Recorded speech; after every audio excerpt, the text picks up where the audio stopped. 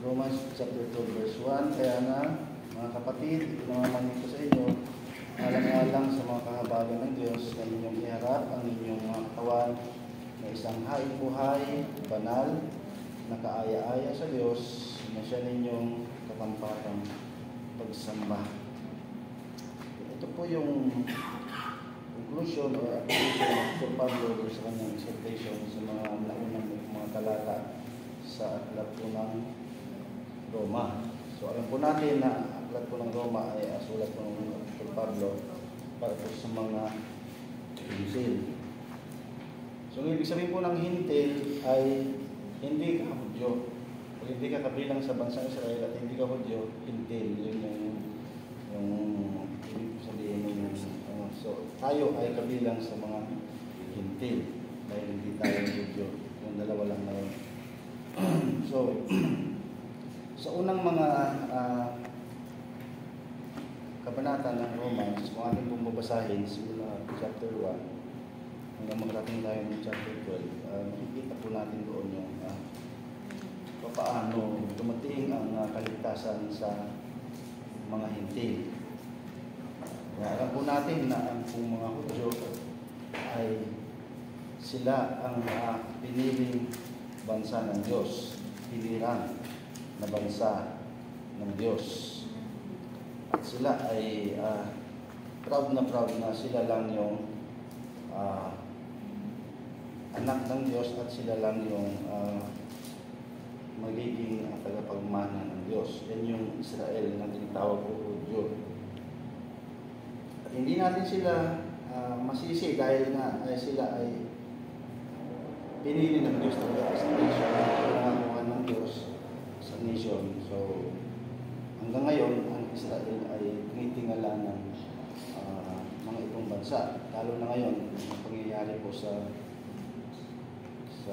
pagitan nila ng Palestine, yung Hamas, kakaroon ng dugmaan. So napakaraming ngayon, nag-divide yung mga bansa, may nagsisipat siya sa Israel, may lumalaban na sa Israel. Actually, mga Muslim nation yung lumalaban sa Israel ngayon, gusto nila magkaisa.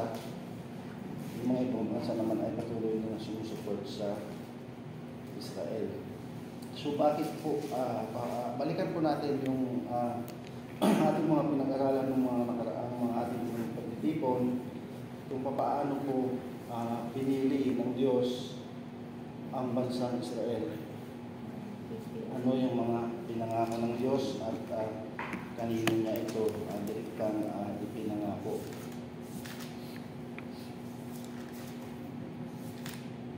Alam po natin na si Abraham ay siya pong pinangakuhan ng Diyos na siya po ay manggagaling sa kanya ang lahi na siyang magiging bayan ng Diyos at ito ay kanyang pagpapalain, pararamihin. So ating pong makita doon na yun yung pinanghahawakan ng mga Israelita.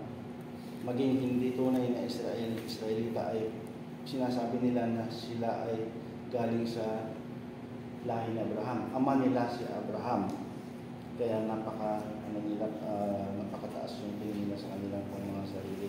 At totoo po yun na ang Israel ay pinili ng Diyos bilang kanyang bayan. Sa chapter 9 ng Romans, natin po makikita po doon na kung paano sinalarawan ng Apostol Pablo ang pagpili ng Panginoong Diyos sa bansang Israel.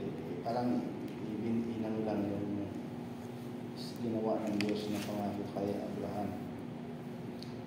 Simula kay Abraham, nangako ang Diyos na sa kanya manggagaling ang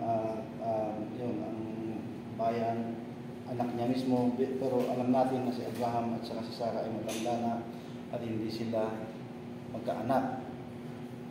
Dahil sa kanilang katandaan at ang sabi ay si Sarah daw ay baog.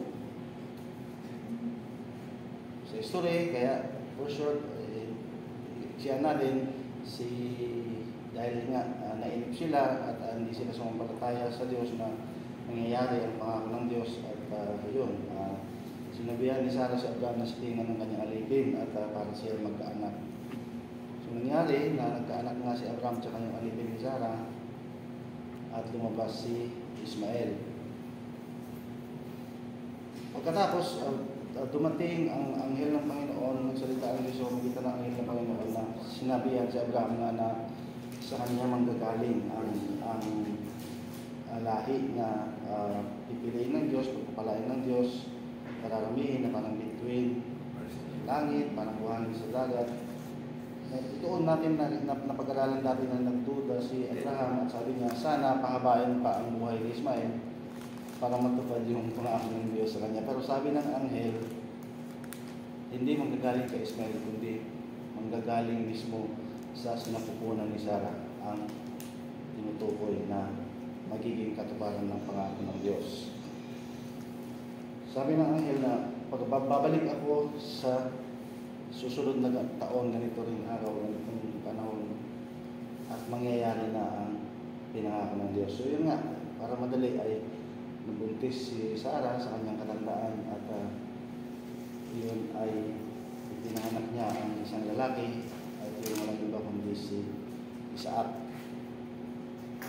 So nangyari na ang pangako ng Diyos ay natupad at kay Isaac na manggagaling. Kay Isaac matutupad yung pangako ng Diyos, hindi kay Ismael. Kaya po nangyayari ngayon, yung mga lahi na nanggaling kay Ismael, kaya hindi nawawala, hindi natatapos yung sigalot sa bansang Israel at saka sa mga Muslim nation dahil nagkikilim din sila na sila din ay anak ni Abraham, yung nanggaling doon sa lahi ni Ismael. Pero malinaw ang pangako ng Diyos na kay Isaac matutupad ang kanya pong mga pangako. So ito, tuloy-tuloy po natin. Si Isaac, kung nag-asawa, sino ang asawa ni Isaac? Si Rebecca na. Nag-asawa sila, tapos nagkaroon ng kambal na anak. Sino yung kambal nilang anak? Si? Ano? Tigil ulit.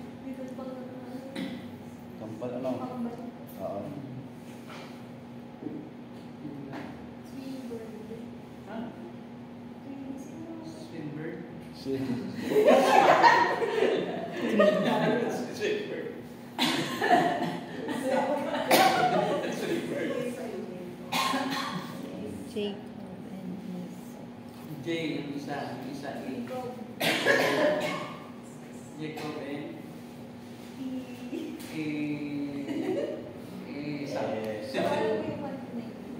Parang atay balunan.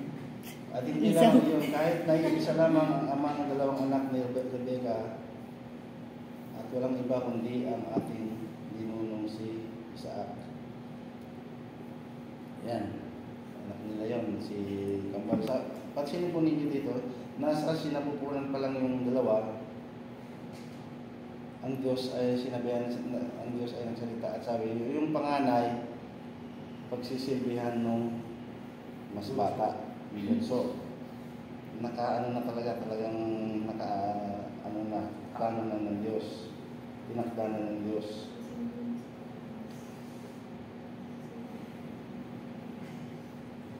Yan, yan.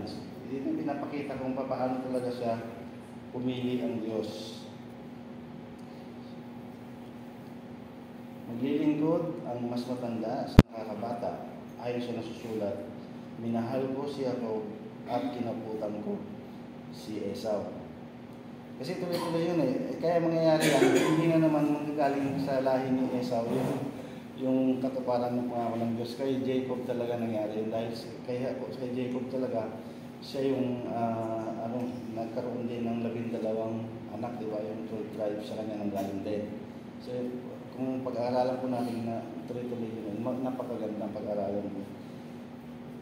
Doon nangyari nanggaling yung bansang Israel. Sa pangalan sa yung Jacob, yun yung Israel, ginawang Israel. So doon nanggaling. So tingnan po natin paano ito pinili ng Diyos ang bansang Israel. At bakit ang bansang Israel ay hindi naman sumunod sa Diyos, kundi patuloy na sumuway sa Diyos. Basahin natin yung sa di ba, simula ng dami nilang pagsuway sa Diyos, kikita na nila ang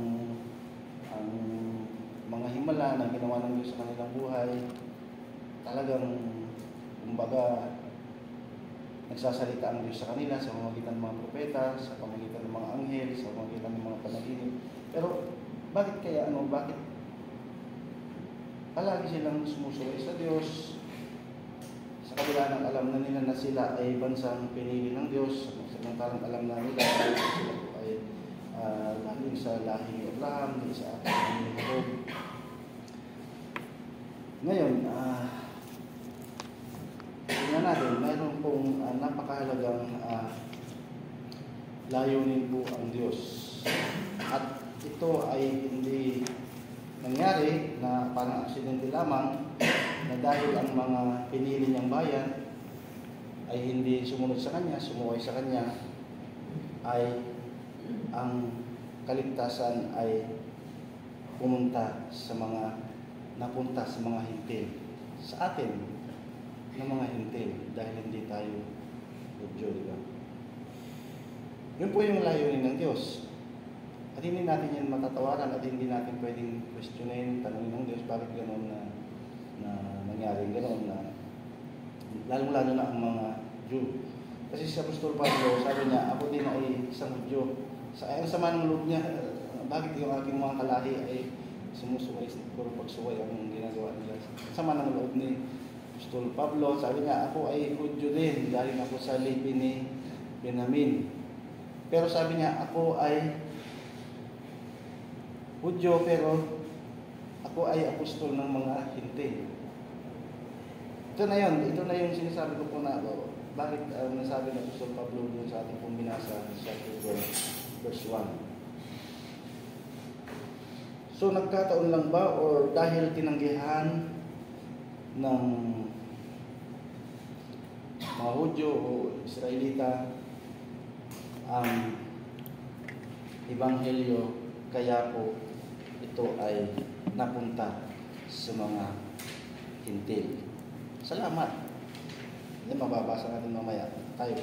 Sabi niya, magpasalamat tayo doon sa kahabagan ng Diyos dahil na tayo ay naligtas at ginamit yung pagtanggi ng mga Hudyo pansamantala, sapagkat hindi natin matatawaran, hindi natin may tatanggi na pagdating po ng panahon talaga yung mga tunay na nanggaling sa lahi ng Abraham, ni Isaac, ni Jacob, yung mga Hudyo, mga Israelita ay talagang maliligtas talaga na lahat sila.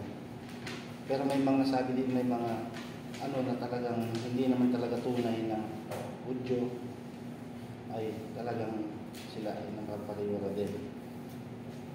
Sabi dito dito ay ihinulan na rin sa sa lumang tipan sa verse 25. Ganito ang sinasabi niya sa aklat ni Hosea o kaya Osias. Ang dating hindi ko bayan ay tatawaging bayan ko. At ang dating hindi ko mahal ay tatawaging mahal ko. At sa lugar kung saan sinabing kayo'y hindi ko bayan, sila ay tatawaging mga anak ng Diyos. Now, ano ba yung naging response ng Israel sa magandang balita o ng gospel?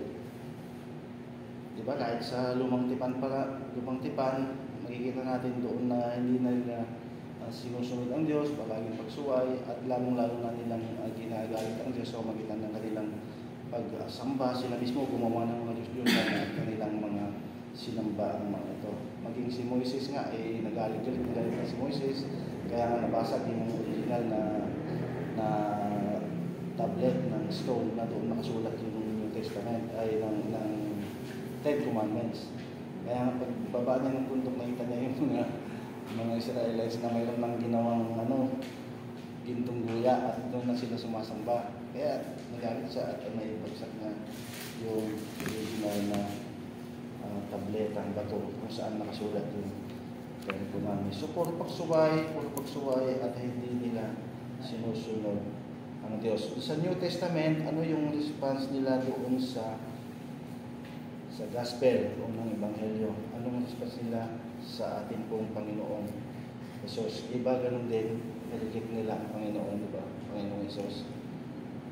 Napakakukunti yung talagang sumampalataya sa Kanya. Marami yung sumusunod sa Kanya. Di ba? Kahit saan siya pumunta, dahil nga napapakain siya eh. Papakain ng Panginoon, napapagaling ng mga may sakit. Pero sa totoo lang, pag katapos-tapusanan, yung mga pinakain ng Panginoon, yung mga pinagaling ng Panginoon, iba, sila din yung sumisigaw na ipako sa krus yan si Jesus. So, nireject nila uli yung gospel, yung magandang balita. Nireject muli ng bansang Israel o ng mga Hudyo, karamihan. So, mayroong purpose po ito mga kapatid eh. Napakahalagang layunin ng Diyos kung bakit nangyayari ito. Yan, sabi po sabi din po dito, tingnan ninyo, naglagay ako sa Sion ng batong katitisuran, isang malaking bato na sa kanila'y magpapabuwal. Ngunit ang sumasampalataya sa batong ito ay hindi mapapahiya. Alam natin na tinutukoy ang Panginoon sinanggaling sa doon sa lahi ng David, sa Sion, tapos alam po natin na pagdating ng Panginoon, talagang totally inano niya yung, kasi ang mga Jew, ang pinipilit nilang maging matuwid sa harapan ng Diyos sa pamamagitan ng kautusan, sa pamamagitan ng pagsunod sa mga pag-observe sa mga tradisyon. Yun. Kaya napaka sobrang talagang by number talaga sinusunod nila ang kautusan talaga. Hindi sila. Kaya yung mismo yung ano nila ay na tinitignan nila kung magkamali ang Panginoon, kung meron siyang isa doon na malabag sa mga kautusan o sa mga tradisyon, yun yung parang butas na ipang para mapulaan nila ang ministeryo ng Panginoon Jesus. Pero ito po talaga ay plano ng Diyos. Kumbaga, ito po ay kamay ng Diyos at ito po ay kanyang kasama sa kanyang walang hanggang na panukala na mangyari ito para po ang kaligtasan ay mapunta sa mga hintil. So, pagkakaiba, tayo mga hintil, sabi dito, tayo ay itinuring na matuwid sa pamamagitan ng pananampalataya. Pero may mga Hudyo, mga Israelita, sila naman ay nagsisikap na maging matuwid sa harapan ng Diyos sa pamamagitan ng kautusan. At sila ay nabigo. Nabigo sila. So pagdating ng panahon, ano ang mangyayari? Kasi pansamantala ito eh. Sa ngayon, sabi sa ngayon, hindi sila sumampalataya. Pero pagdating ng panahon, nandito din nakalagay po mga kapatid na talagang iipunin sila ng Diyos. Sabi dito, aalisin ng kanilang mga kasalanan at patatawarin sa kanyang kaparaanan. Nandito po, mababasa po natin sa verse 20. Sapagkat hindi po ibig nga, mga kapatid, na hindi ninyo maalaman ang hiwagang ito. Baka kayo'y mga marunong sa inyong sariling mga haka. Na ang kaligtasan ng isang bahagi ay nangyari sa Israel hanggang sa pumasok ang kapunuan sa mga hintil. Yung kapunuan sinasabi dito yung may number, yung bilang, yung tamang bilang ng mga hintil. Kaya mapalad tayo kung nakasama na tayo doon sa bilang ngayon kasi hindi ito unlimited eh. Limited yung bilang po ng mga hintil na maliligtas dahil talaga ang panukala ng Diyos, ang plano ng Diyos talaga ay mayroon pa sa sariling bayan na pinili. Paano mangyayari yun? Paano mangyayari? At sa ganito'y ang buong Israel ay maliligtas. Gaya ng nasusulat. Magbubuhat sa Sion ang tagapagligtas. Siya ang maghihiwalay sa Hakob ng kalikuan sa Israel. Ito ang aking tipan sa kanila. Pagkaalisin ko ang kanilang mga kasalanan, tungkol sa Ebanghelyo ay mga kaaway sila dahil sa inyo. Datapwat tungkol sa pagkahirang, mga pinakaiibig sila dahil sa mga magulang. Tingnan nyo, kasi nangako ang Diyos hindi naman pwedeng gusto pa rin ng Diyos ang pangako sa kanila. Magiging kontradik na ang salita ng Diyos, yung gano'n. Nangako siya sa kanyang mga magulang sa ating mga rinuno, si Abraham, si Isaac, si Jacob. Kaya sabi dito, aalisin ang kanilang mga kasalanan.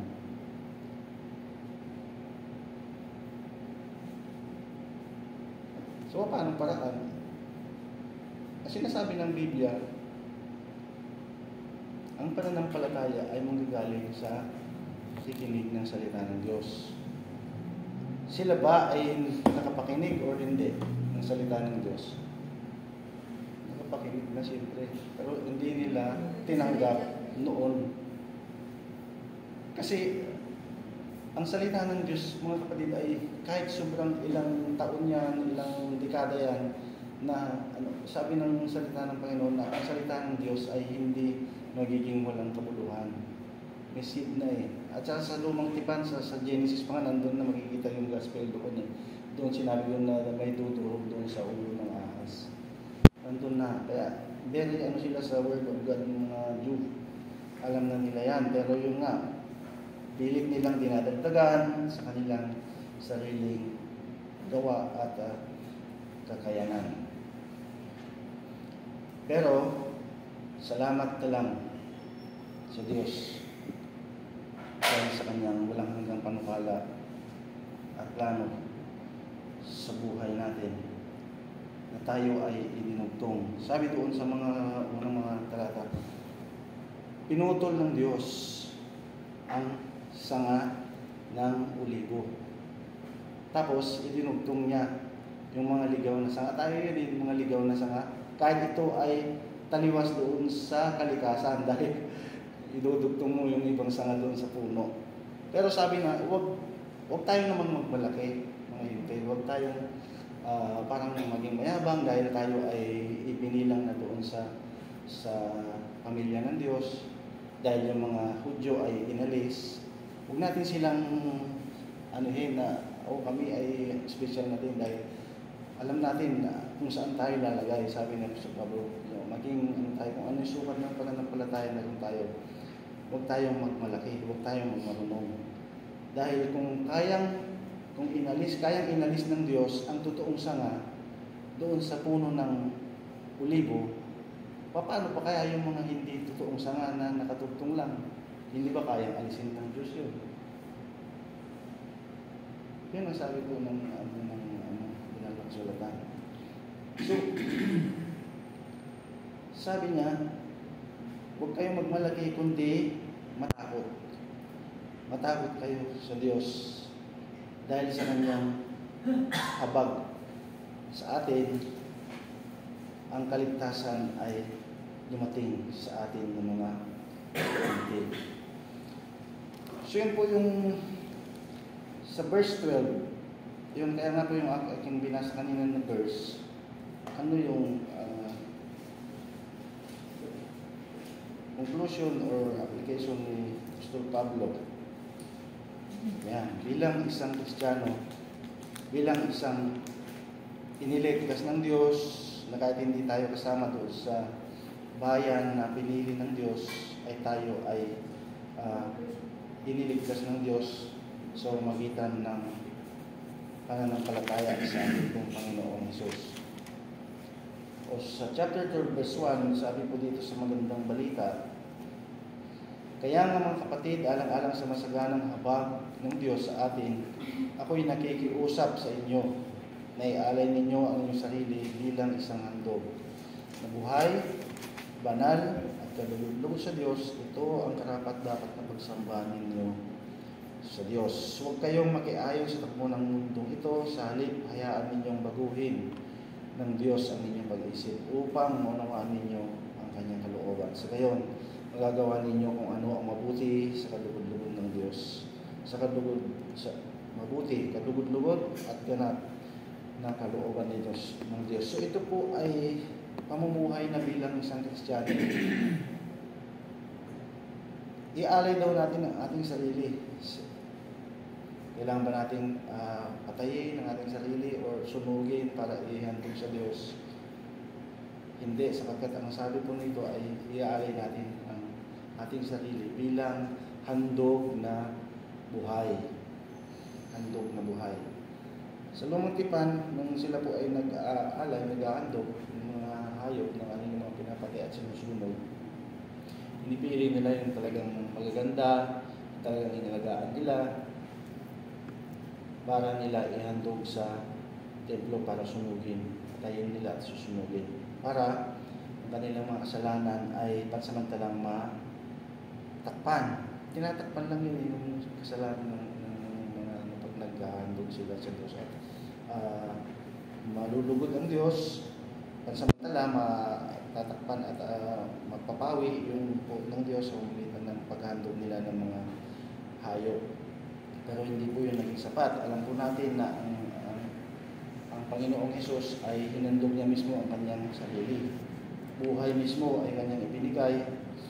At para hindi na lang matakpan ang ating mga kasalanan, kundi totally inalis, pinatawad ng Diyos ang ating kasalanan sa pamamagitan ng kamatayan ng Panginoong Hesus.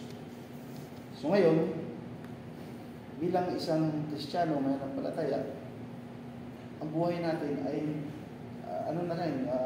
karapat dapat na rin ihandog sa Diyos. Lulugod ng Diyos sa atin kapag tayo ay pinatawag na ng Diyos, nililis niya sa ating mga kasalanan sa pamamagitan ng buhay ng ating Panginoon Kristo, sa pamamagitan ng pananampalataya. So ang sinasabi dito na Apostol Pablo, ialay natin. Ang ibig sabihin, maging available tayo na maglingkod sa Diyos. More on service sa Diyos. Sa ibang salin ay paglilingkod dito hindi pagsamba lang, kundi pag-serve sa Diyos. Sa mga susunod kong mga talata dito sa chapter 12, makikita natin dito ng mayroong mga kanya-kanyang mga kaloob ang bawat isang mga mananampalataya. So yun po ang gamitin natin para po tayo ay maglingkod sa Diyos. Sa chapter 6, sa verse 6, tiyamang naman kaloob na nagkakaiba-iba sa biyaya na binigay sa atin. Kung hula ay mga hula tayo ayon sa kasabatan ng ating pananampalataya. Kung ministeryo ay gamitin natin ang ating sarili sa ating ministeryo. O ang nagtuturo ay sa kanyang pagtuturo o ang umaaral ay sa kanyang pag-aaral. Ang namimigay ay magbibigay na may magandang loob. Ang nagpupuno ay magsikap. Ang nahahabag ay magsaya.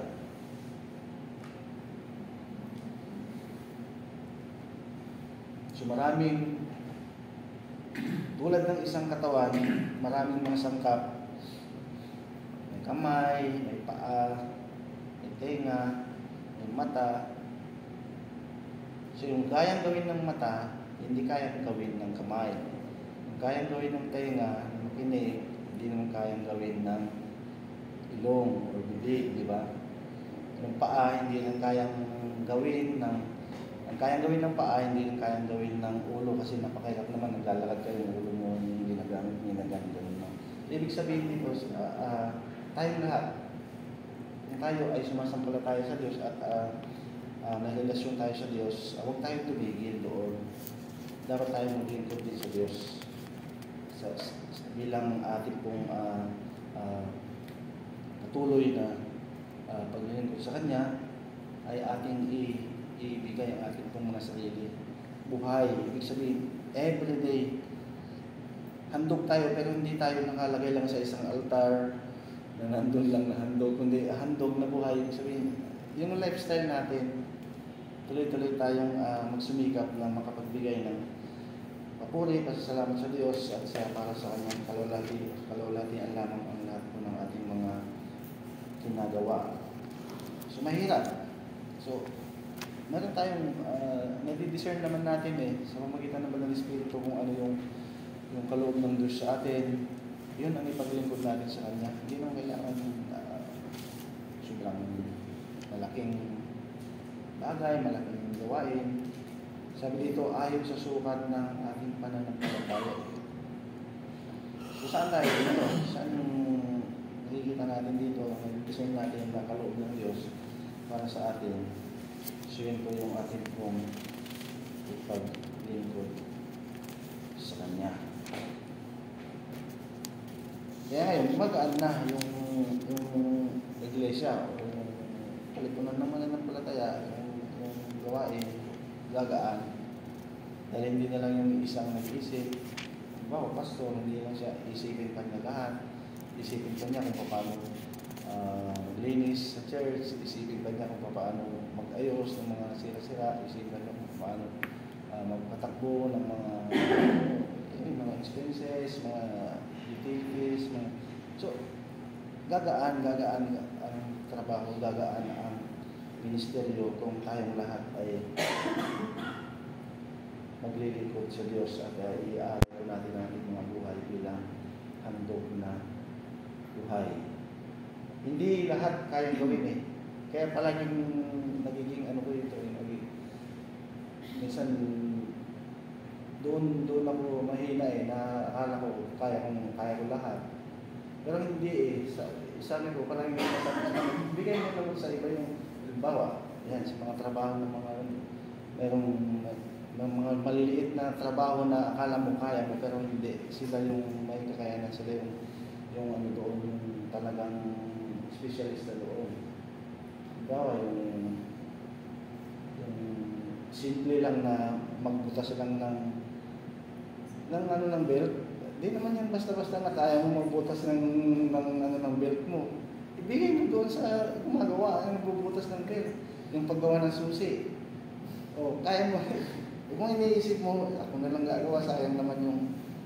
Pero, sila yung may kakayanan, sila yung may kaloob na marunong gumawa na gano'n. Sila yung gagawa.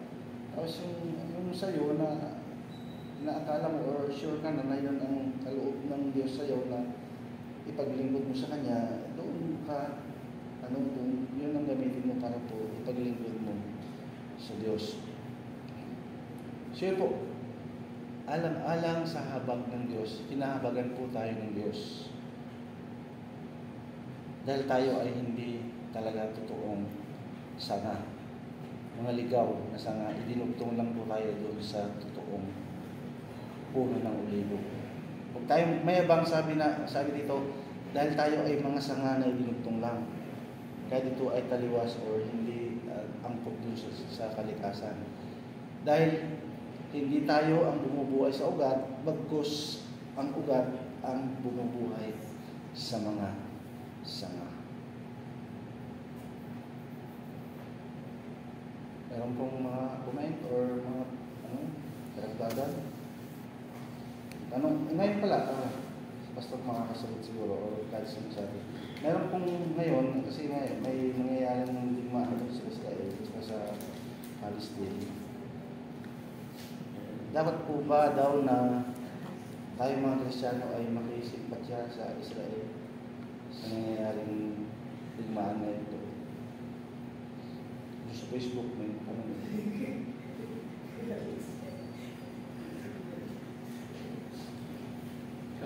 Here's a question. Sige, Brad. Pag-iyan mo, tapos mo kakulubi. Are we to sympathize with Israel? Ngayon. I swear.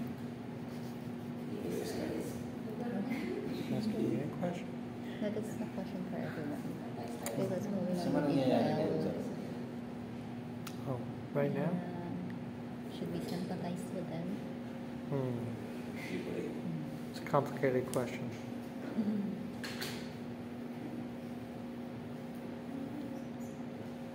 It's very hard to tell exactly what's going on. I mean, Hamas or animals. I sympathize with the common people. There's common people on the Palestinian side that are suffering, and there's common people in Israel that are suffering. But a lot of with American evangelicals, you have, who John Hagee is, and this Christians United for Israel John Hagee's a huge guy he sends money, millions of dollars to Israel every year to move Jews back to Israel and to fund the rebuilding of the temple. But he's not spending any money to bring the people to Christ.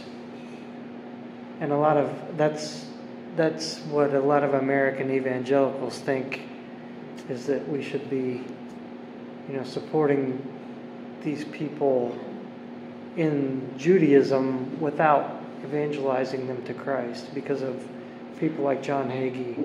And what a lot of American evangelicals don't realize also, that when Israel became a country in 1948, the government took over, whether you want to call it Palestine or not, there were a lot of Christian people that lived in that strip of land, and the Israeli government took their homes, took their land, and made them refugees.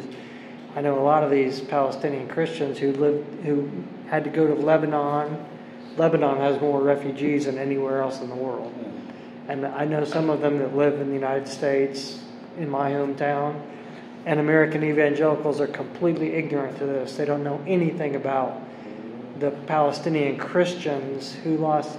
So if you're just totally all in on Israel, the modern nation state of Israel, and you're a Christian, then you don't know, you're putting yourself in this weird, awkward position of you're for this modern nation state of Israel that's pagan, that's against Christ, and you're totally not caring about these Christians that became refugees because of this government. So I have a difficult time. I sympathize. I don't want to see anybody suffer. But I have this difficult time. Okay, we have in the Old Testament, we have a country called Israel that lived under these kings, David, and then the divided kingdom and all this stuff. Because there was a new nation formed 70, 80 years ago. Is it the same thing from the Bible, just because it has the same name? I don't know.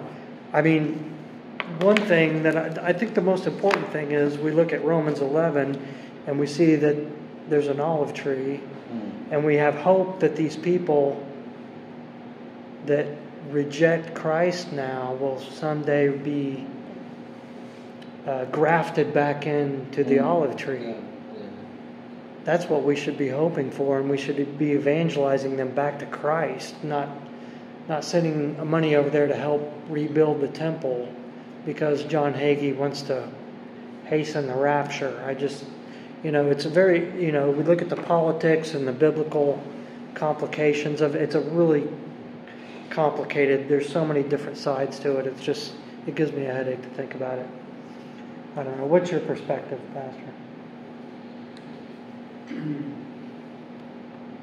There are different views concerning Israel in the church. It stems from the view of ecclesiology. So Presbyterians, I think, and also Reformed Baptists, they are somehow leaning on the Gentiles taking over and receiving all the promises of God to Israel.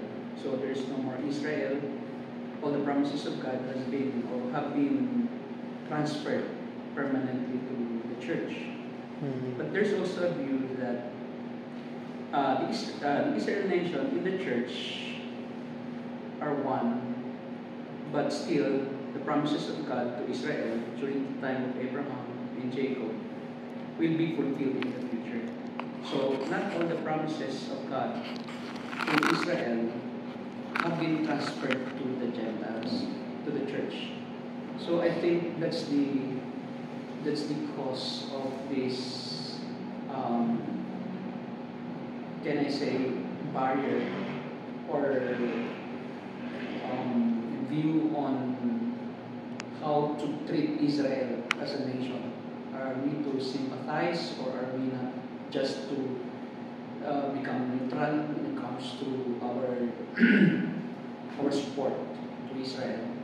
So I would say we are not to be like John Hagee, that every Israel's laws, no, according to the Old Testament laws, are being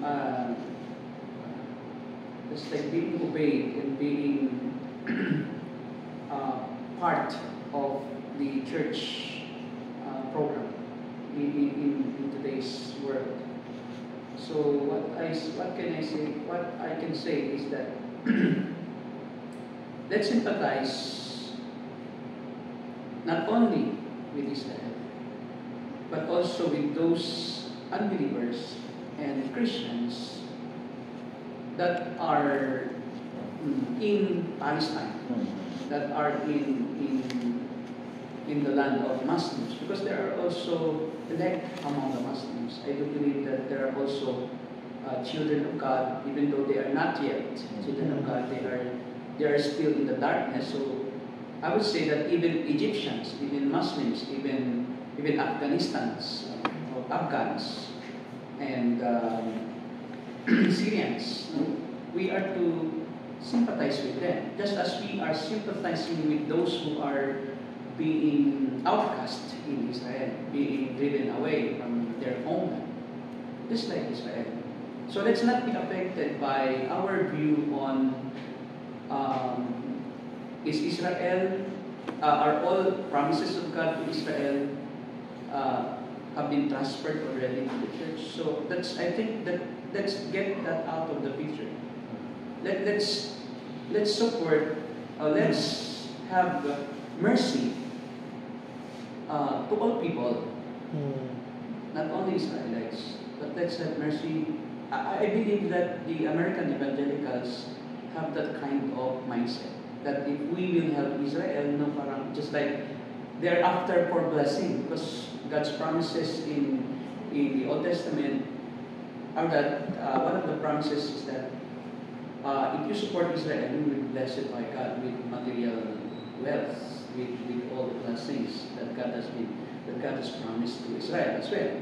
So you will be partakers of God's promises to Israel. So I think that's not the right motive in sympathizing and helping people in Israel and supporting all the efforts of Israelites to subdue and to kill all the non-Israelites.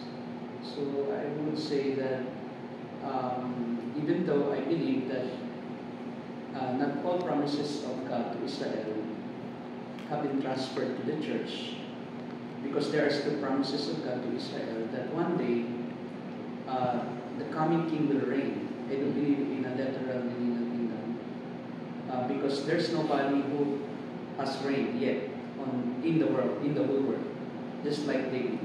So somebody from David's throne, and I believe that that's the Lord Jesus Christ, that He will come again bodily, and He will set foot where He ascended. On the mount where He ascended, He will descend, and He will rule in Israel for 1,000 years. I do believe in that. I'm not a Pentecostal, charismatic, progressive premillennialism. I am historic premillennialism.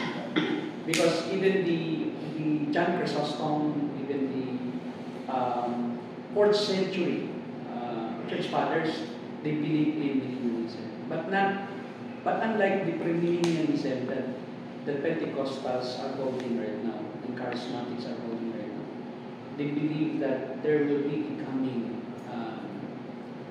literal 1,000 years of reign of Christ. So I searched for historic premillennialism on the net, and I found out that I hold the same belief, only that they don't believe in rapture. That's the only belief that is absent in their belief system, the historic premillennialists. They don't believe in rapture. They are millennialists in a sense that Christ will come again and will reign literally, but they don't believe in the 7 years of tribulation and the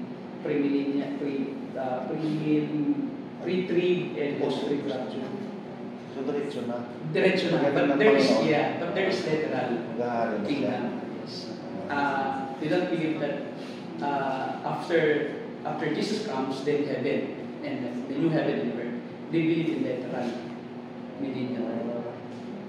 I think Spurgeon held that view. Historic premill. Yeah, and Charles Spurgeon is historic premill. But John MacArthur is mixed. He believes also in rapture, in tribulation, in dispensation. Although he said that I'm not believing in the 7 mountains, dispensation. Dispensationalist. He is leaky dispensationalist and leaky Calvinist, according to himself. So I do believe, I'm more of historic. I don't care if there's rapture or not. So that's why I told others who ask me if I believe in rapture. Well, it's not conclusive in the scriptures, but even if there's rapture, the rapture will happen mid-tribulation. So I don't care, because as long as you are a Christian, you are safe in the hands of God. Even if it is before the tribulation or pre-trib, the rapture will take place during or before the tribulation. So be it. If it is post-trib, after the tribulation, so be it. There's a problem if you will hold a specific view, because if you believe in pre-trib and there's no pre-trib, you will be filled with heartache. So where do I belong? So maybe I'm not a Christian, but so that's why in my heart I'm post-trib. No matter what, I will be saved. But in my mind, if there's pre-trib, then I will go. I will go with Christ. There's no problem with me. But I'm not dogmatic with that. So I don't care if you don't believe or not. As long as you believe that Jesus will come again. So we are one in that faith. But don't just be dogmatic, because in those things that the Bible is not clear or are not clear, so we should not be clearer than the Bible. So if the Bible is silent, then let's be silent. If the Bible is loud, then let's be loud. So sola scriptura. So explicit teachings should be explicitly taught, but implicit should not be explicitly taught, because they are implicit. So we should just go for what is really very clear in the Bible. So that's why I sympathize with all people who are being affected by the war in the Middle East. I don't sympathize too much that Israel are all righteous. No. Well, I encountered 2 Israelites. I told them, we believe in Christ, because I was so excited then to meet these Israelites, because it's seldom that you will see Israelites in the Philippines. So I asked them, we believe in the Lord Jesus Christ, in Jesus Christ as your Lord. They said, no, we don't believe it. Jesus is just an impostor. He is a liar, according to the Israelites, according to the Jews. Oh, right. Jesus Christ is a liar. So can I sympathize with those people? No. So as a nation, I don't sympathize Israel as a nation, because they are not believers as a nation.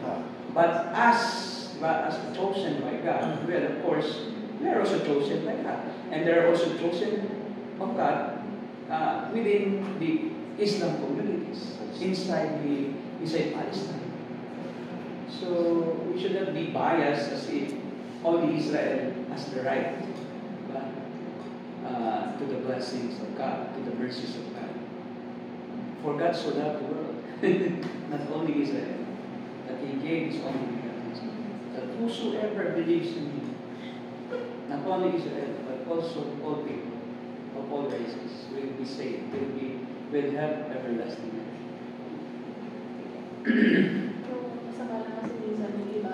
Too much. Nag-post po siya na parang deserve ng mga bata na namatay. So parang, diba? Parang napaka naman yan. Hindi naman nag-iisip, pero bigla niya naman binawi yung ano niya. Sila yan si... At hindi po yung sin. Yung Oo. dating DFA, ano. Pero binawi niya. Pinilis niya naman yung post niya. Deserve ng bata sa hospital. Deserve ng mga bata. Ano naman ang nangyayari sa Palestine? Hindi naman ibig sabihin ang Israel hindi rin gumaganti. They are both fighting. Kasi gusto nilang sakupin naman na talaga. Kasi yung kinokontrol nila yung pati yung ilaw nila, tubig nila. Sila palang kumukontrol doon eh. Yung gusto nilang ikat, nakakat nila. Saan pa ba yun? Yung sa ano na nag-ano sila ng mga lupa yun? Actually, I don't sympathize with Israel doing those things. Why? Because it has been prophesied that that will be Palestine or Philistines before they befriended Philistines. And the Lord said, they will be your son in the sight.